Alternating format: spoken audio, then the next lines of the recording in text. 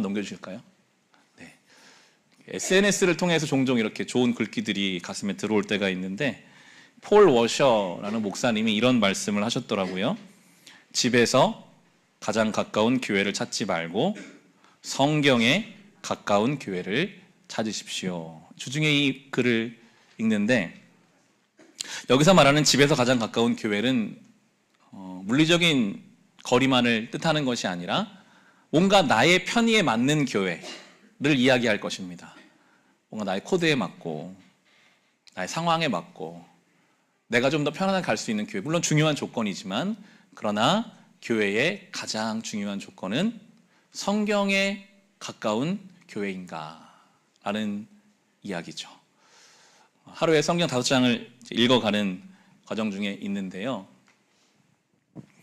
읽어가면서 그런 생각을 하게 됩니다. 우리 교회가 성경에 가장 가까이 가는 교회가 되기 위해서 매일 말씀을 내 목소리로 한번 읽어보는, 하나님 말씀이 내 육신에 담겨졌다가, 전 낭독을 하고 있으니까요, 성경을 눈으로 읽는 것과 또 다른 은혜가 분명히 있습니다. 할 수 있으시다면 그날의 분량을 내 목소리로 읽어보는 거, 내 입술에 주의 말씀이 담기고 내 목소리가 다시 내 귀로 들어와서 내 영혼을 두드리거든요. 그 시간, 저는 루틴이라는 것을 생각해 봤는데, 프로 선수는 다 루틴이 있더라고요. 제가 야구를 좋아해서 야구 얘기를 종종 드리는데, 추신수 선수가 최근에 이렇게 칼럼같이 썼어요. 아주 야구를 잘했던 선수죠. 좀 더 잘해줬으면 좋겠는데, 요즘에는 좀 옛날 같지 않지만 엄청 잘할 때 1년에, 그런데 내 몸 컨디션 100%로 뛰는 경기는 100경기 넘게 뛰지만 몇 경기가 안 된대요. 항상 어디가 아프고 어디가 불편해요.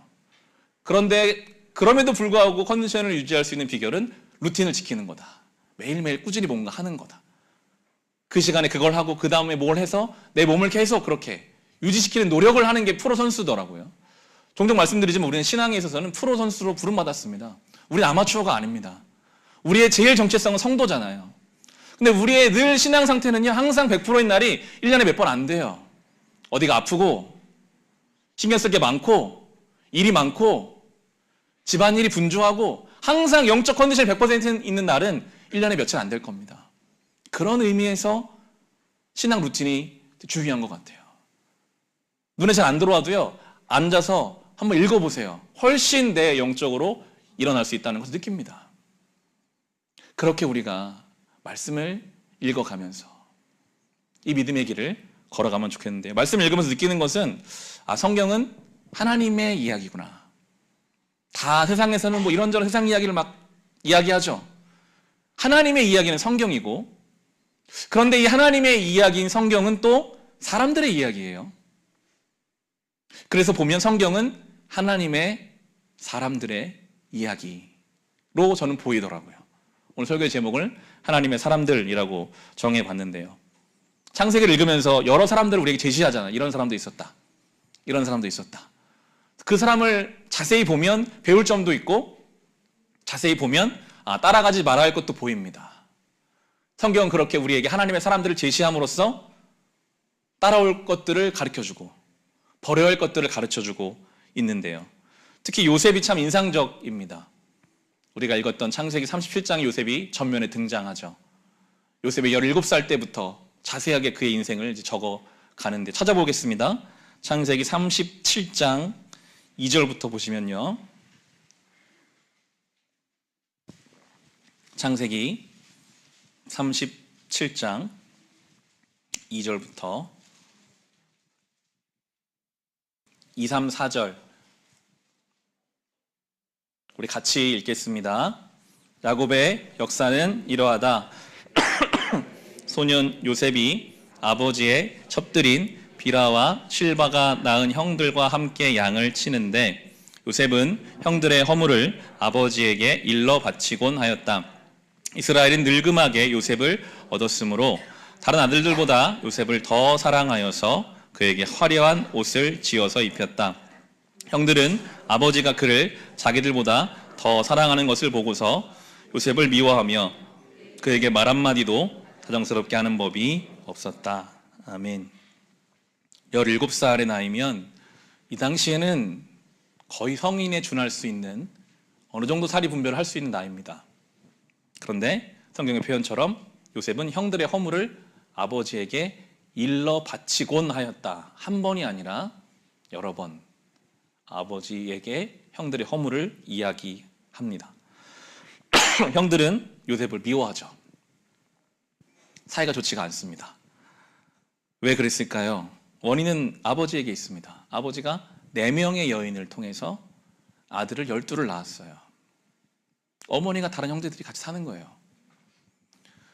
그러면 좀 균등하게 사랑해주면 그래도 좀 이 자녀들이 건강히 자랄 텐데 유독 자기가 사랑했던 아내의 아들들만 너무 편애하는 것입니다. 특별한 옷을 지어 입히고 노동에서도 제외시키고, 그러니까 형제들이 요셉을 안 좋아해요. 요셉이 미워서라기보다는 아버지에 대한 어떤 서운함의 표현이었겠죠. 그러니까 이 어린 요셉도 섭섭하죠. 자기 형제들이 자기를 안 좋아하니까요. 그러니까 할 수 있는 게 뭡니까? 아버지에게 일러 바치는 거예요. 잘못한 거 있으면. 이 가정이 이렇게 좋지 않은 모양으로 세워져 가고 있는 이유는 누구 때문입니까? 실은 가장 큰 원인은 아버지 야곱에게 있습니다. 그런데 우리가 참 어려운 것은 이 야곱은 하나님을 경험한 사람이라는 거예요. 이미 약복강을 넘어간 하나님과 씨름해서 이스라엘이라는 이름까지 받았는데, 우리로 말하면 성령 체험하고 성경을 잘 알고 있고 하나님을 믿는다고 고백하는 사람인데, 그 사람의 가정에 가보면 하나님을 알았다면 하나님은 공정하시고 공평하시고 균형 있으신 분이시거든요. 야곱이 정말 하나님을 깊이 경험한 사람이라면 그 하나님의 성품을 가지고 아들들을 대했어야 합니다. 그 아들들의 상한 마음을 돌아볼 수 있는 정도의 세심함이 그에게 있었어야 합니다. 그 하나님을 경험했음에도 불구하고 여전히 가정 안에서는 내 감정 뻗치는 대로 사는 거예요. 내가 사랑하는 아들만 사랑한다는 자기 사랑에 빠져서 이 아들이 형제들에게 당하는 미움도 알지 못합니다. 나머지 형제들이 자기 아들들의 삶을 실은 지옥으로 만들고 있습니다. 누가요? 하나님을 안다고 하는 영적인 가장인 그 아버지의 모습이 자식들의 삶을 정말 지옥처럼 바꿔가죠. 결혼을 앞둔 청년들에게 그런 조언을 하는 경우가 있습니다. 선택지가 있는 거예요. 신앙생활은 잘하는데 성격적으로, 인격적으로 좀 부족한 부분이 있는 사람이 더 나으냐? 신앙생활은 안 하거나 하는 둥 마는 둥 하는데 인격적으로, 성격적으로 아주 반듯하고 좋은 사람이 낫겠느냐? 둘 중에 어느 사람이 더 배우자로 적당한가? 의견이 나뉩니다. 당연히 신앙생활하는 사람 만나야지. 그게 아니라는 것을 누군가는 또 말하죠. 거기서 말하는 신앙생활은 어쩌면 종교생활일 것입니다. 교회를 열심히 다니고 교회에서 봉사 열심히 하는 것이 신앙생활은 아니니까요. 하나님을 경험했다고 한다면 내가 경험한 하나님이 나의 삶의 가장 내밀한 부분에서 내 말 하나, 내 감정 하나, 내 결정 하나에서 하나님이 계셔야 합니다. 그게 건강하고 살아있는 신앙이죠. 그렇지 못하면요, 누릴 수 있는 천국의 복을 이 땅에서 못 누리고 살아요. 그건 자기 손해입니다. 하나님이 결국 이 가정을 만져가시죠. 시간이 아주 오래 걸립니다. 너무 고통스럽고요. 그렇게 가지 않아도 될 길을 가는 거거든요. 여러분, 우리가 정말 하나님을 경험했다면, 창세기는 가정 이야기가 많이 나와요. 내 가정 안에서 내가 함부로 말해도, 함부로 대해도 아무도 뭐라고 안 할 그 사람 앞에서 내가 경험한 하나님을 생각하면서 그를 대하는 것, 그게 참 중요한 신앙임을 우리에게 보여줍니다. 요셉이 결국 형제들에게 죽을 뻔하다가 형제들이 요셉을 죽이지는 않고 이집트라는 외국으로 팔아버립니다. 지금도 말도 안 되는 이야기죠. 이복 동생이지만 동생인데 돈 받고 동생을 옆 나라에 팔아버리는 거예요. 중국에 팔아버리는 거예요. 그 옷에다가 동물피 묻혀가지고 아버지 갖다 줍니다. 동물이 죽였나 봅니다. 거짓말하죠. 참 무서운 게요. 아들들에게 속은 그 아버지 야곱은 그 옛날에 자기 아버지를 속였던 아들이었습니다. 눈이 어두운 자기 아버지 이삭을 속여서 자기가 에서인 척했던, 자기 아버지를 속인 아들이었던 자신이 또 아들들에게 속게 하시는 하나님을 성경은 우리에게 보여줍니다. 하나님은 살아계시고요. 그 하나님은 때로 무섭게 책임을 물으십니다. 우리를 사랑하시니까요. 결코 가볍게 신앙을 하나님에 대해서 쉽게 생각하셔서는 안 됩니다. 무섭게 책임을 물으실 것이고 불꽃 같은 눈동자로 우리를 살펴보시기 때문이죠. 저는 요셉이 조금 억울했을 것 같아요. 태어나 봤더니 아버지가 4명의 여인을 통해 아들을 11명이나 자기가 11번째로 태어났고 자기 위에 10명의 형제들은 다 어머니가 다르고 근데 이 아버지는 또 나만 너무 사랑하고 형제들이 나를 미워하는 그가 뭐 어떻게 손 쓸 수 없는 어떤 상황이라는 게 있는 거잖아요. 그가 부모를 선택한 것도 아니고 부모가 자기를 편애하는 걸 선택한 것도 아닙니다. 선택하지 않은 너무나 많은 인생의 어떤 것들이 17살의 나이인 요셉이 뭔가 뒤집을 수 없는 상황 속에서 자기를 끌고 가고 있거든요. 39장을 가보시면 39장에 보시면 요셉이 성경의 표현이 그렇습니다. 39장 1절에 보시면 요셉이 이집트로 끌려갔다라고 씁니다. 물론 그를 물리적으로 끌고 간 사람들은 상인들이죠. 하지만 요셉을 끌고 간 것은 실은 그의 환경이었습니다.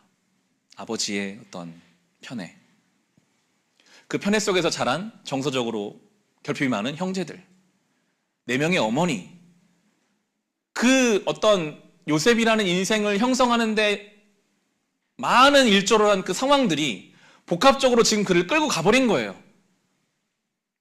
끌려서 지금 팔려갔습니다. 1절 계속 보시면 요셉을 이집트로 끌고 데려간 이스마엘 사람들은 바로의 신하인 경호대장 이집트 사람 보디발에게 요셉을 팔았다. 주님께서 요셉과 함께 계셔서 앞길이 잘 열리도록 그를 돌보았다. 요셉은 그 주인 이집트 사람의 집에서 살게 되었다. 성경은 2가지를 말합니다. 요셉이 끌려가게 되었던 환경이 있지만 실은 그 환경을 넉넉하게 뛰어넘는 또 다른 그의 환경, 주님이 그와 함께 계신다는 것을 제시하고 있습니다. 하나님의 사람이라는 것은요, 나를 끌고 가는 것 같은 환경들이 우리에게 다 있거든요. 그게 좀 억울하게 느껴지는 것들이 있습니다. 왜 나는 이런 부모 밑에 태어나서 내가 이렇게 끌려와야 되나? 내가 왜 이런 시대 속에 태어나서, 내가 왜 이런 환경 속에 태어나서 내가 원치 않는데 이집트로 끌려가는 요셉처럼 끌려가는 것처럼 느껴지는 환경이 있지만 성경은 분명히 제시합니다. 그게 아무리 환경이 그 인생을 끌고 가도 하나님께서 함께 하신 하나님 사람이라면 거기서도 형통하게 된다. 하나님 뜻이 이루어진다. 39장에도 보시면 요셉이 결국 보디발의 집에서도 또 보디발의 아내 때문에 감옥에 끌려가잖아요. 39장 20절에 보시면 우리 39장 20절 21절 같이 한번 읽어보겠습니다. 요셉의 주인은 요셉을 잡아서 감옥에 가두었다. 그곳은 왕의 죄수들을 가두는 곳이었다. 요셉이 감옥에 갇혔으나 주님께서 그와 함께 계시면서 돌보아 주시고 그를 한결같이 사랑하셔서 간수장의 눈에 들게 하셨다. 아멘. 똑같은 구도입니다. 그가 끌려가서 감옥에 갇혔어요. 감옥이라는 최악의 상황이에요. 억울한 누명을 썼어요. 우리 그럴 때 있잖아요. 억울하고 나는 절대 그런 의도가 아니었는데 그걸 곡해해서 나를 끌고 가서 그게 맞다고 인정돼서 내가 막 처박히는 것 같은 환경 중에 있다 할지라도 성경은 말합니다. 주님께서 그와 함께 계신다면 그 억울함을 뒤집어서 사용하실 것이다. 결국 그가 이제 총리가 되어가죠.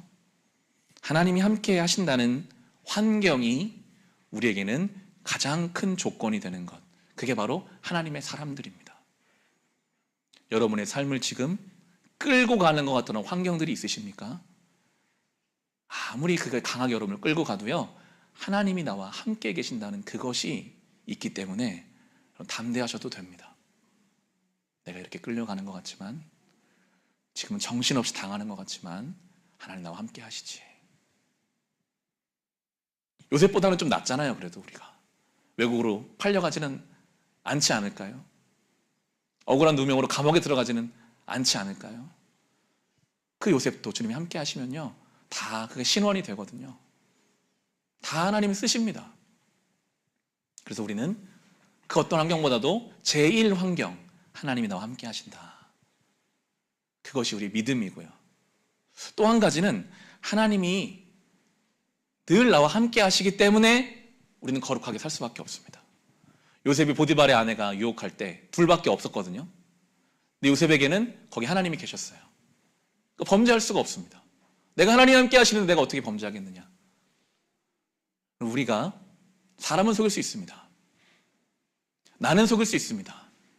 하지만 하나님의 사람들의 믿음은 하나님이 지금도 나와 함께 하신다. 나를 감찰하신다. 내 작은 마음까지도 아신다라는 그 믿음으로 우리는 거룩하게 살기를 애써야 합니다. 그 자리에 하나님이 계십니다. 내가 아무도 안 보는 것 같아서 타협하고, 내가 아무도 모르는 것 같아서 잠시 합리화하려는 바로 그 자리에도 주님이 계신다는 것을 믿는 게 또한 우리의 믿음이거든요. 하나님이 함께 계신다는 건 두 가지가 있는 거죠. 그래서 담대할 수 있고, 그래서 두렵고 떨리는 마음으로 거룩하게 살아가는 사람들, 그게 하나님의 사람 요셉이었습니다. 17살에 팔려갔던 요셉이 우여곡절 끝에 30살에 총리가 됩니다. 대단하죠. 이집트 그 당시 가장 잘 사는 나라였는데 2인자가 된 겁니다. 총리가 된 30살의 요셉은 엄청난 풍년 가운데 있었습니다. 성경은 그렇게 기록해요. 너무나 곡식이 많이 거둬져서 기록할 수가 없었다. 할 만큼의 풍년이 도래했을 때 그 30살의 젊은 청년이 성공을 맛본 거예요. 거기에 도취될 수도 있을 텐데 요셉은 철저하게 다가올 7년의 흉년을 준비합니다. 7년의 풍년이 기억도 안 날 만큼 엄청난 흉년이 올 것이라고 하나님이 꿈으로 가르쳐 주셨잖아요. 다른 사람들은 그 풍년에 취해서 흥청망청할지 모르겠지만 요셉은요, 아주 치열하게 그 7년의 흉년을 준비했습니다. 성경에 기록하고 있지는 않지만 그러나 아마 밤을 새워가며 머리를 썼을 것입니다. 어떻게 창고를 짓고, 어떻게 저장을 할 것인가, 어떻게 나중에 분배할 것인가, 수많은 고민과 기도의 시간을 그는 보냈을 텐데요. 저는 이번에 이 말씀 묵상하면서 요셉이 겪은 풍년보다 우리가 예수 그리스도로부터 얻은 풍요로움이 훨씬 더 풍요로운 풍요입니다. 그럼 우리가 할 일은 무엇이냐? 흥청망청, 그 표현이 맞는지는 모르겠지만 우리가 예배 때 은혜를 많이 받았어요. 그럼 그 예배 때 내가 눈물을 흘리고 감정적으로 뜨거워지고 그리고 그냥 끝나서 삶으로 돌아가는, 주신 그 풍요를 그냥 그 순간 즐기고 누리고 끝나는 그런 게 하나님의 사람이 아니라 우리는요, 치열하게 그 은혜를 어떻게 내가 내 영혼의 창고에 잘 저장할까? 어떻게 내가 그 예수의 십자가, 그 사랑, 그걸 내가 오늘 내 영혼의 창고에 가득 채워서, 밖에 나가 사람들 만나보십시오. 정서적으로 흉년에 있는 사람이 너무나 많습니다. 창고를 열어야 할 성도가 필요한 시대입니다. 예수님의 그 사랑, 어디에도 없는 그 용서와 사랑의 풍요로움을 열어야 하는 성도들이 이 시대에 필요하거든요. 우리는 늘 그래서 그 은혜가 우리 속에 가득 채워져 있어야 합니다. 예전의 은혜 말고요. 내가 그때 참 뜨거웠는데, 내가 그때 참 기도도 많이 하고 열심으로 봉사하고, 그게 아니라 오늘 내가 열을 수 있는 창고, 거기에 채워져 있는 예수 그리스도의 그 사랑, 은혜, 그것을요 치열하게 고민하셔야 합니다. 저는 그런 고민 중에 하루 5장 성경 읽기 같이 하고 있는 거거든요.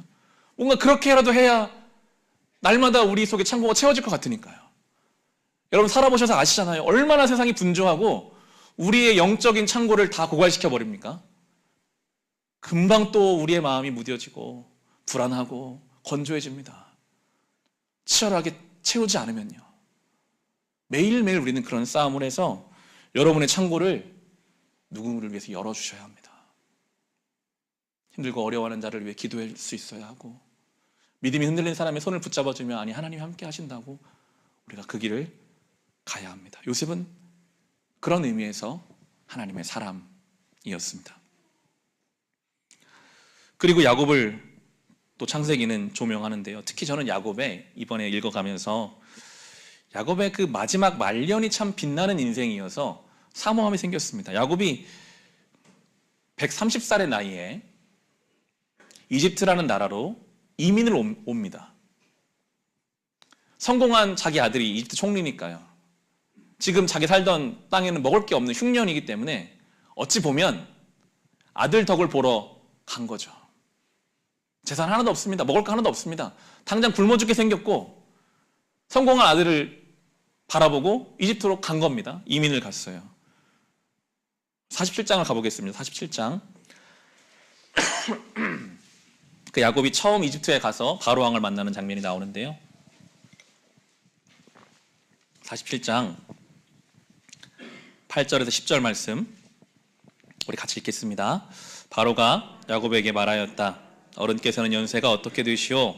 야곱이 바로에게 대답하였다. 이 세상을 떠돌아다니는 횟수가 100년 하고도 30년입니다. 저희 조상들이 세상을 떠돌던 횟수에 비하면 제가 눈의 횟수는 얼마 되지 않지만 험악한 세월을 보냈습니다. 야곱이 다시 바로에게 축복하고 그 앞에서 물러났다. 130의 나이입니다. 이 야곱의 인생에 대한 고백이 참 우리에게 와닿죠. 험악한 세월을 보냈습니다. 이 130의 나이, 알고 보니 자기 아들이 죽은 것이 아니라 자기 아들들이 작당해서 그 어린 동생을 팔아넘긴 것이었음을 야곱이 알았겠죠.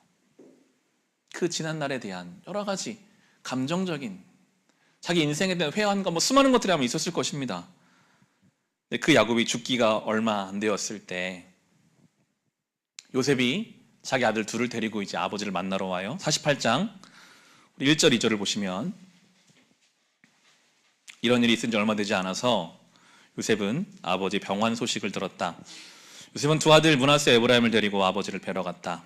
야곱 곧 이스라엘은 자기 아들 요셉이 왔다는 말을 듣고서 기력을 다하여 침상에서 일어나 앉았다. 그가 얼마나 이제 육신적으로도 기력이 쇠했는지 침상에 일어나 앉으려고 해도 기력을 막 다해야 할 정도로 이제 지친 육신입니다. 이 아버지가 육신적으로 지금 기운이 없고 당연히 재산도 없고 그러니까 이 요셉 앞에서 좀 기가 죽을 수가 있거든요.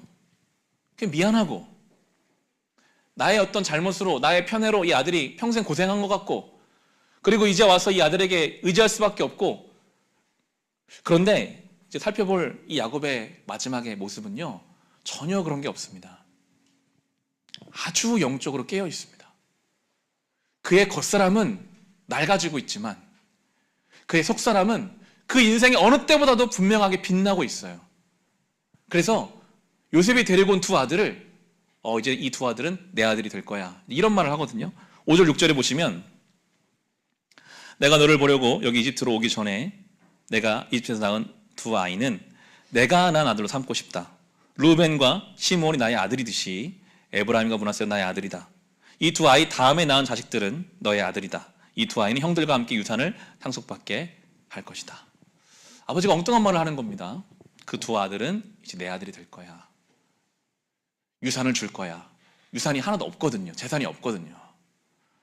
이집트의 총리인 요셉의 아들로 사는 것이 훨씬 더 유산이 있는 것처럼 보여지는데 야곱에게는 이미 이 인생을 하나님 앞에서 살아온 이 야곱에게는 이집트의 총리로서 어떤 유산을 주는 것과는 비교할 수 없는 하나님께로부터만 얻을 수 있는 유산이 있다는 것을 그는 너무나 잘 알고 있거든요. 그래서 그에게 말합니다. 가진 것이 없어서 기죽는 것이 아닙니다. 나이가 많아서 기력이 없어서 전혀 그런 거 신경 쓰지 않습니다. 너희 두 아들은 내 아들이 될 것이다. 실제로 므낫세와 에브라임 지파가 되죠. 12지파에 들어갑니다. 이것을 잘 파악하지 못하고 있는 요셉이 이 두 아들을 아버지에게 이제 축복 기도를 받기 위해서 당연히 장자인 므낫세를 아버지 오른손 쪽에, 차자인 에브라임을 아버지 왼손에, 오른손이 더 중요한 손이니까 이렇게 보내는데, 이 나이 많은 아버지가 손을 엇갈려서 두 아들을 축복하려고 합니다. 그러니까 이걸 바로잡으려고 하거든요. 아버지, 장자가 오른손으로 하셔야죠. 뭐 잘못하신 거 아닙니까? 그때 야곱이 이런 말을 하는 거거든요. 밑에 보시면 17절 19절에 보시면, 요셉은 아버지가 오른손을 에브라임 머리 위에 얹은 것을 보고서 못마땅하게 여겼다. 요셉은 아버지 오른손을 에브라임 머리에서 므낫세의 머리로 옮기려고 아버지의 오른손을 잡고 말하였다. 아닙니다, 아버지, 이 아이가 맏아들입니다. 아버지 오른손을 큰아이의 머리에 얹으셔야 합니다. 그러나 그의 아버지는 거절하며 대답하였다. 나도 안다. 내 아들아, 나도 안다. 므낫세가 한결을 이루고 크게 되겠지만 그하고 형보다 더 크게 되고 아의 자손에게서 여러 갈래가 갈라져 나올 것이다. 요셉은 그 당시 총리였고 가장 총기가 많았고 똑똑했고 권력 가졌던 그에게는 아버지가 모른다고 생각했어요. 나이가 많아서 모르시나 보다. 근데 야곱이 두 번이나 말합니다. 내가 안다. 하나님의 뜻은 둘 다 복을 받겠지만 하나님의 뜻은 에브라임이 더 많은 것을 받을 것을 하나님이 원하신다. 그것을 딱 아들에게 이야기합니다. 저는 이 늙은 야곱의 축복을 보면서 이 시대에 교회가 해야 될 일이 여기 있다는 것을 붙잡게 되었습니다. 교회는 어쩌면 이 급변하는 세상을 못 따라가고 있는지도 모릅니다. 챗 GPT의 시대, 수많은 AI와 수많은 것들이 우리가 듣고 있어도 이해 안 되는 빠른 세상 속에서 마치 늙은 야곱처럼 간신히 침상에 몸을 일으켜 세울 수 있는 것처럼 연약해 보이는 교회의 모습일 수 있습니다. 성경은 고리타분한 것이고 성경은 폐쇄적인 것이라고 잘못된 것이라고 세상이 말할 때 우리는 야곱처럼 아니다. 나도 안다. 하나님의 뜻이, 하나님의 계획이 더 분명하게 있다. 세상이 아무리 발전하고 세상이 아무리 많은 것을 알고 있다 할지라도 너희들이 알지 못하는 그것이 하나님의 뜻이 존재함을 이 늙은 아버지가 조금도 밀리지 않고 이야기하거든요.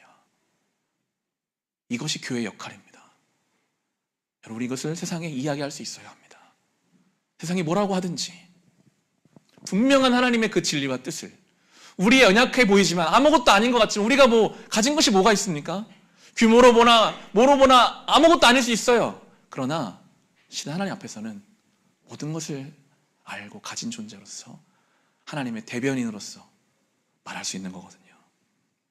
정말 바라기는 저는 그렇게 기도하게 되더라고요. 나도 야곱처럼 인생의 말년에 가면 갈수록 겉사람은 낡아질지라도 속사람이 깨어있어서 진리를 분명하게 분별하고 다음 세대를 향하여 무엇이 하나님의 뜻인지, 무엇이 중요한지를 말할 수 있는 사람이 되어야겠다. 정말 축복합니다. 여러분, 그런 사람이 되시기 바랍니다. 그런 우리 교회가 됐으면 좋겠습니다. 우리가 볼 때는 130살의 나이 아들에게 얹혀 사는 아무것도 아닌 것처럼 아버지처럼 보인다 할지라도 하나님이 그 안에 살아계시는 그 영적인 지혜가 충만한 인생으로 우리가 그런 교회로, 성도로 살아가는 사람들이 바로 하나님의 사람들이거든요. 그리고 마지막으로 살펴볼 사람이 이제 출애굽기로 넘어오는 모세입니다. 모세, 건져내다는 뜻이죠. 모세가 태어났을 때 이집트에서는 이스라엘 남자아이는 태어나면 다 강물에 던져 죽여라 하는 그런 시대에 모세가 태어났습니다. 하나님이 그를 건져내시죠. 그 서슬퍼런 법이 있는데도 모세의 부모가 용기를 냈습니다. 이 아이를 키워냈습니다. 그리고 이 아이를 갈대상자에 담는 지혜를 냈습니다. 하나님이 그 부모의 용기와 지혜를 써서 모세를 건져내셨죠. 세상 권력자인 이집트 공주의 마음을 또 사용하셔서 모세를 건져내셨습니다. 하나님은 그렇게 우리를 건져내십니다. 때로는 우리의 실패까지 사용하셔서 우리를 건져내십니다. 때로는 세상의 악함을 통해서도 우리를 건져내십니다. 우리의 어떤 상황을 통해서 우리를 건져내시죠. 그렇게 모세가 이집트의 왕자로 40살까지 살았습니다. 40살에 그는 살인을 저지르고 도망자가 되죠. 우리 출애굽기 2장 11절 12절 한번 보겠습니다.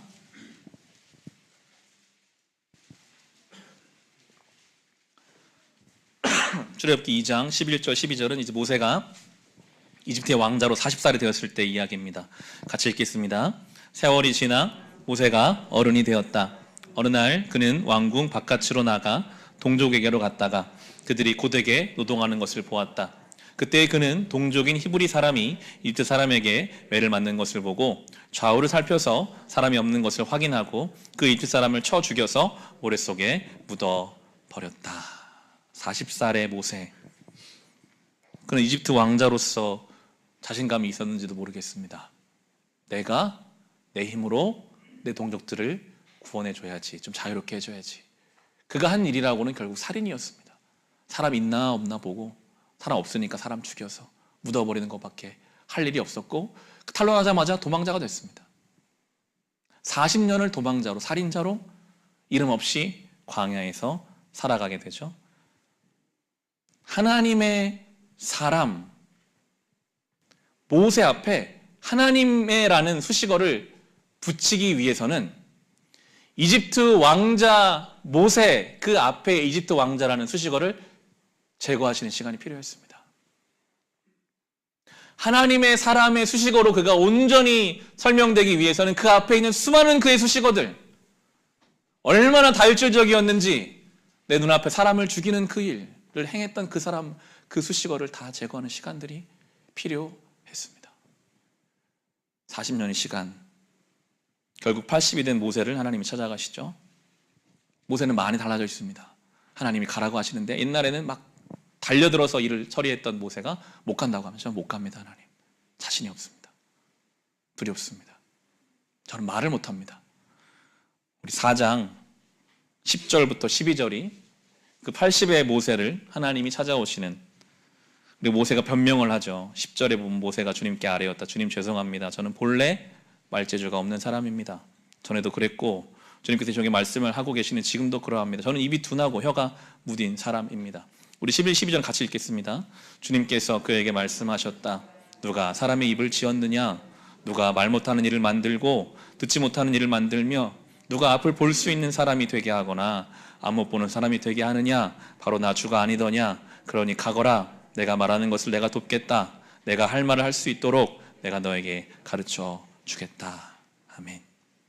핑계를 대죠. 저는 말을 못합니다. 그러나 하나님은 아주 근본적인 대답을 하십니다. 그 말을 누가 지었느냐? 결국 능력이 누구에게 있느냐 하거든요. 하나님이 우리에게 뭔가를 명령하실 때 우리는 그것을 명확하게 알아들었으면서도 핑계와 이유를 찾을 때가 있습니다. 순종에 대한 두려움인지 순종에 대한 거부감인지는 모르겠으나 분명히 하나님 나를 부르시는 게 확실해요. 그럼 일단 이유부터 찾아요. 저는 지금 이래서 못합니다. 저는 이게 안 되니까 못합니다. 제 상황이 이래서 못합니다. 저래서 못합니다. 하나님이 근본적인 이유를 말씀하시죠. 나는 너에게 능력을 원하지 않아. 그거 다 내가 한 거잖아. 하나님 한 가지, 순종하는 사람을 찾으십니다. 하나님의 사람들은 결국에는 하나님이 나에게 뭔가 말씀하시는 게 분명하다면 거기에 대해서 핑계나 이유나 환경을 탓하지 않고 부족하지만 내 마음을 중심을 들여 순종하는 사람들이 하나님의 사람입니다. 하나님 그렇게 모세를 하나님의 사람으로 만들어 가신 거죠. 모세에게는 분명한 부르심이 있었습니다. 우리에게는 어떤 부르심이 있을까요? 우리 데살로니가 전서를 찾아보겠습니다. 데살로니가 전서 신약에 있는데요. 데살로니가 전서 5장. 저는 이 말씀이 또 이번 주 또 우리에게 주시는 하나님의 부르심이라고 믿고 나누기 원합니다. 데살로니가 전서 5장 14절에서 18절입니다.